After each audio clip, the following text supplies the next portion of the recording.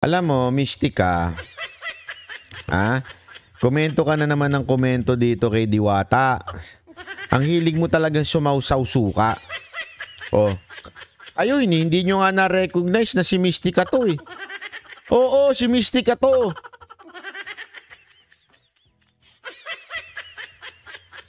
Antindi, no? Antindi ng filter niya, talagang pangmalakasan. Oh, pakinggan muna natin bago tayo magkomento.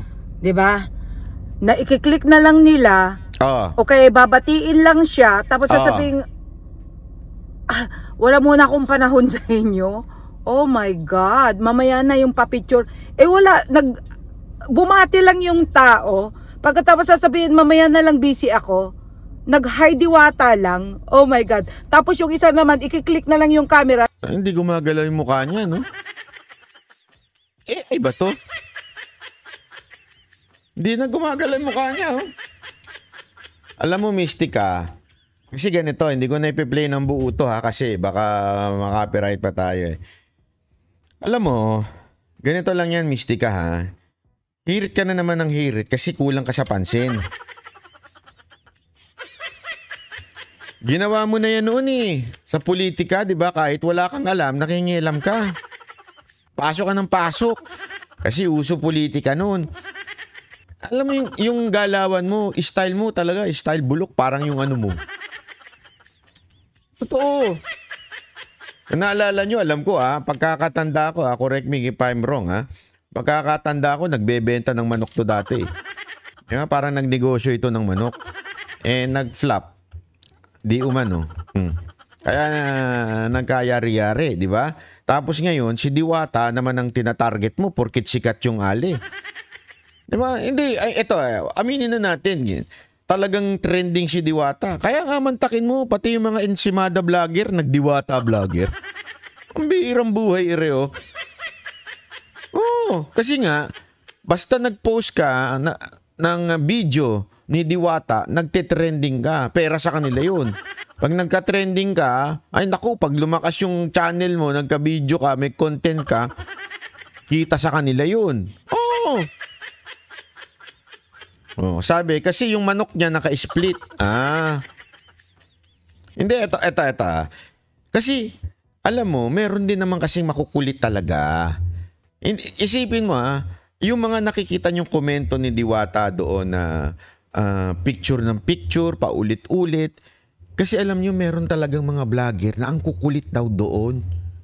Nakatambay na sa loob ng kitchen, lahat kinukuhanan, lahat binibidyo. Hindi naman tama yun. Diba? May privacy. Siguro, hindi na masitan, wala namang security guard doon, hindi masita. Hindi, subukan yung gawin sa McDonald's yan. O kaya sa Jollibee. Sa Waxis pwede, mababait ang tao dun. Pero sa Jollibee, sa McDo, subukan ninyo. Pasok kayo dun sa kitchen. Tapos, i-video nyo pati yung manager. Di ba? Baka siguro palayasin kayo. Baka ipakulong pa kayo eh. Tama, mali. Nagninegosyo yung si Diwata eh. Hands-on siya sa ginagawa niya. Buong araw nandun, ang init-init nun. Isipin nyo, ang init-init doon. Tapos, nandun ka pa sa mga kalan, ang init-init nun. Tapos, bigla kang hihirit. Picture naman tayo. Diba? Alam mo, ikaw ang problema kasi sa'yo, sausaw suka ka eh. Kulang ka talaga sa sa pansin eh, no? Mystica. Huwag ganyan kasi toxic mind yan eh. Porket nagtitrending yung tao, kukontrahin mo na kaagad. I mean, ano ba? Kita mo ba yung mga video na nakikita mo, chap-chap na yun. Hindi mo alam kung ano nangyari before that o after that, di ba? Kung nagkaroon ba ng kulitan, kinukulit ba? Kasi may mga ganyan makukulit talaga. Lalo na yung mga pa-fame horde na vlogger. Ang kukulit niyan. Hindi, walang biro. Na-irritate ako sa mga ganyan. Hindi, may mga ganyan talagang vlogger na ang kukulit. Sobrang kukulit. Yung walang discernment kung kailan yung tamang panahon na magla-live sila. kung kailan yung tamang panahon na magbibideo sila. Minsan talagang basta makabideo kami. Kahit nakaka-istorbo na kami sa negosyo, wala kaming pakialam.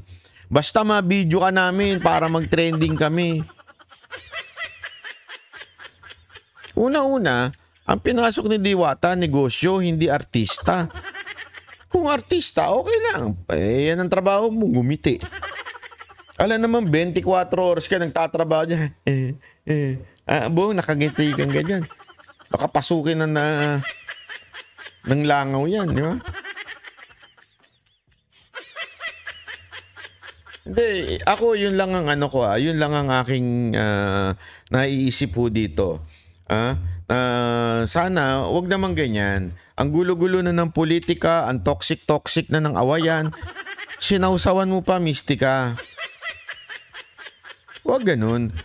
Yan tanggalin mo sa katawan yan, iligo mo yung inggit. Hindi, hindi ako nagsasalita ng tapos na hindi masungit si Diwata. O sabihin na natin masungit siya. 'Di ba? Sabihin na natin, masungit siya. Problema niya na 'yun. Papakialam mo, wala naman nagsabi sa yung hindi ka naman pinipilit bumili diyan eh.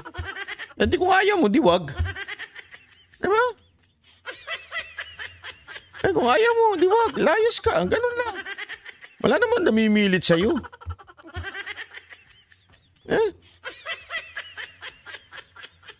Sabi nito isa, pag lumabas si Trillanes, lumalabas din si Mystica. Baka may negosyo lang to. Pati nga yung pagbibigay ni Rosmar, pinakikialaman ito eh.